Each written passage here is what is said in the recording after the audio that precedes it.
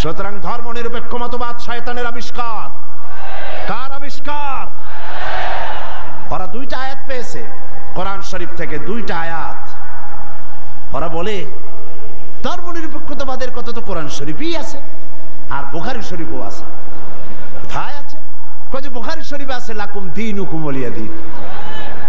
নাউযুবিল্লাহ। আল্লাহর কোরআনের আয়াত নিয়ে ঢুকাইছে কিসের মধ্যে? বুখারীর মধ্যে। লাকুম দীনুকুম ওয়ালিয়া দ্বীন মানে কি? লাকুম দীনুকুম ওয়ালিয়া দ্বীন অর্থ তারা করেছে যে যার ধর্ম তার কাছে। এটা ধর্ম নিরপেক্ষবাদের কথা। তোমরা বাঙ্গালকে হাইকোর্ট দেখাতে চেষ্টা করো। কোরআন পড়তে জানো? লাকুম দীনুকুম বানান করে কেমনে তা জানো? এটা নাজিল হয়েছে কোন প্রেক্ষাপটে তা কি জানো? সুতরাং যা জানো না সে বিষয়ে কথা বলতে এসো না। আমি যদি মেডিকেল সায়েন্স না জানি, আমি যদি চিকিৎসা বিজ্ঞান না জানি, আমি যদি ওষুধপত্রের খোঁজ খবর না রাখি, তাহলে কোনো ডাক্তারের প্রেসক্রিপশনের উপরে কথা বলা আমার ধৃষ্টতা। ঠিক কিনা? যে বিষয় আমি জানি না, অর্থনীতি যদি আমি না বুঝি, তো কোনো অর্থনীতিবিদের বক্তব্যের উপরে আন্দাজে কোনো কথা মারিয়ে দেওয়া, মাথা দিয়ে ঠেলা আমার জন্য ঠিক নয়। তো তুমি ধর্ম জানো না, তুমি কোরআন জিন্দেগিতে পড়ো নাই, কোরআন বানান করে কেমনে তাও জানো না, সূরা ফাতিহাও শুদ্ধ করে পড়তে পারো না, লাকুম দীনুকুম শুনাই দিলে মানুষেরে। আর সাধারণ মানুষ মনে করলো মাশাআল্লাহ আমাদের নেতা নেত্রী তো বুখারীও পড়ে দেখা যায়। লাকুম দীনুকুম ওয়ালিয়া দ্বীন প্রেক্ষাপট কি? কাফেরেরা বলেছিলেন হে রাসূল, কাফেরেরা বলছে কুরাইশ নেতৃবৃন্দ, হে রাসূল, হে মুহাম্মদ সাল্লাল্লাহু আলাইহি ওয়াসাল্লাম, আসো ধর্ম আমরা 50-50 করে ভাগাভাগি করে নিই। এইরকমের করে ঝগড়া ভাগড়া করে কোনো লাভ নাই, আসো আমরা 50-50 করি। বলে কিরকম? বলে কিছুদিন আমরা মসজিদে ঢুকে তোমার আল্লাহরে দুই একটা সেজদা দেবো, আর তুমি কিছুদিন আমাদের মূর্তিগুলোর সামনে এসে একটু প্রণাম দিয়ে যাইও। ধর্ম ভাগাভাগি করে নিই। এই সময় আল্লাহ পাক এই আয়াত নাজিল করলেন। এই সূরার নাম কি? আল্লাহ রাব্বুল আলামিন ওহী নাজিল করে দিলেন, কুল ইয়া আইয়ুহাল কাফিরুন লা আ'বুদু মা তা'বুদুন। হে কাফের বলো, হে নবী বলুন, হে কাফেরেরা, আমরা যার ইবাদত করি তোমরা তার ইবাদত করো না, তোমরা যার ইবাদত করো আমরা তার ইবাদত করি না। সুতরাং লাকুম দীনুকুম ওয়ালিয়া দ্বীন, তোমরা তোমাদের দিন নিয়ে থাকো, আমরা আমাদের দিন নিয়ে থাকি। এটা তো নিরপেক্ষতার কথা নয়, এটা তো পক্ষের কথা। তোমরা তোমাদের ধর্মের পক্ষে থাকো, আমরা আমাদের ধর্মের পক্ষে থাকি। এইটারে তারা বানাইছে নিরপেক্ষ আয়াত। নাউযুবিল্লাহ। কোন শয়তান এদের শিখাইছে আল্লাহই জানে। এরপরে আরেকটা আয়াত তারা বেছে নিয়েছে, সেটা হচ্ছে লা ইকরাহা ফিদ্দীন, ধর্মের মধ্যে বাড়াবাড়ি নাই। নামাজও পড়ে না জীবনে, ওদের সে লোকই বক্তৃতা করে কোরআনের আয়াত দিয়া। লা ইকরাহা ফিদ্দীন, সুবিধাবাদ জিন্দাবাদ। লা ইকরাহা ফিদ্দীন মানে কি? ধর্মের ব্যাপারে বাড়াবাড়ি নাই। সেটা কি? সেটার অর্থ হচ্ছে প্রলোভন দিয়ে, ভয় দিয়ে, অথবা পয়সা কড়ি দিয়ে, অথবা চাপ সৃষ্টি করে কোন ক্রমে অন্য কোন ধর্মের লোককে মুসলমান বানানো যাবে না। এ ব্যাপারে বাড়াবাড়ি করা যাবে না। এটাই হচ্ছে আয়াতের মূল বক্তব্য। লা ইকরাহা ফিদ্দীন, ধর্মের ব্যাপারে বাড়াবাড়ি করা যাবে না, সুতরাং তুমি নামাজ পড়ো, রোজা করো, এটারে আর অর্থনীতি সমাজনীতিতে আইনো না। এটা হলো তাদের বক্তব্য। নাউযুবিল্লাহি মিন যালিক। আপনারা আমাকে বলেন, রাসূল করিম সাল্লাল্লাহু আলাইহি ওয়াসাল্লাম তিনি কি রাষ্ট্রপ্রধান ছিলেন না? আমি বুঝি না মানুষের মাথার মধ্যে এই চিন্তাগুলি কেন আসে না। রাসূল সাল্লাল্লাহু আলাইহি ওয়াসাল্লাম একটা রাষ্ট্র পরিচালনা করেছিলেন। তিনি কি রাজনীতি ছাড়াই রাষ্ট্র পরিচালনা করেছিলেন? বলেন আপনারা। তিনি যে রাষ্ট্রের প্রধান ছিলেন, সেটার পরিধি ছিল 12.5 লক্ষ বর্গ মাইল। রাসূলুল্লাহ নবীদের মধ্যে একাই রাজনীতি করেছেন, আর কেউ করে নাই। এমনটি হয়েছে। এই কোরআন শরীফে আর কারো নাম আপনারা জানেন যিনি রাজনীতি করেছিলেন, যিনি রাষ্ট্র চালিয়েছিলেন? বলেন তো নামটা কি? ইউসুফ আলাইহিস সালাম।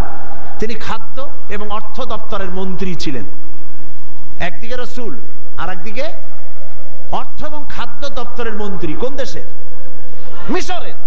এরপরে গোটা মিশরের প্রেসিডেন্ট হলেন কে? ইউসুফ আলাইহিস সালাম গোটা মিশরের প্রেসিডেন্ট, দাউদ আলাইহিস সালাম প্রেসিডেন্ট, সুলাইমান আলাইহিস সালাম তাম পৃথিবীর প্রেসিডেন্ট, রাসূল করিম সাল্লাল্লাহু আলাইহি ওয়াসাল্লাম তিনিও প্রেসিডেন্ট। তিনি ইন্তেকাল করার পরে হযরত আবু বকর রাদিয়াল্লাহু তাআলা আনহু সহ সাহাবীরা রাজনীতি ছেড়ে দিয়েছেন নাকি? বলেন, ছেড়ে দিয়েছে নাকি? হযরত আবু বকর, যার সম্পর্কে রাসূলুল্লাহ বলেছেন तमाम পৃথিবীর মুমিনের ঈমান যদি এক পাল্লায় রাখা হয় আর এক পাল্লায় যদি আবু বকরের ঈমান রাখা হয়, দুনিয়াবাসী দেখতে পাবে तमाम পৃথিবীর মুমিনের ঈমানের তুলনায় এক আবু বকরের ঈমানের পাল্লাটা ভারী হয়ে যাবে। তিনি খলিফাতুল মুসলিমিন ছিলেন, আমিরুল মুমিনিন ছিলেন, প্রেসিডেন্ট ছিলেন। হযরত ওমর রাদিয়াল্লাহু তাআলা আনহু গোটা বিশ্বের অর্ধেকটা পৃথিবীর প্রেসিডেন্ট ছিলেন, যার সম্পর্কে রাসূল বলেছেন লা নবিয়্যা বাদি ওয়ালা রাসূলা, আমার পরে নবীও হবে না, রাসূলও হবে না। কিন্তু যদি কেউ নবী হতো আমার পরে লাকানা ওমর, ওমর অবশ্যই আল্লাহর নবী হয়ে যেতেন। হযরত ওসমান জিন্নুরাইন তিনি প্রেসিডেন্ট ছিলেন। হযরত আলী কাররামাল্লাহু ওয়াজহাহু তিনি প্রেসিডেন্ট ছিলেন, ছিলেন না? তাহলে কি করে বলতে পারেন মুসলমানের সন্তান হইয়া, কেমনে বলতে পারেন যে ধর্ম রাজনীতি আলাদা, আমি ধর্ম নিরপেক্ষ? নিরপেক্ষ থাকতে পারবেন না।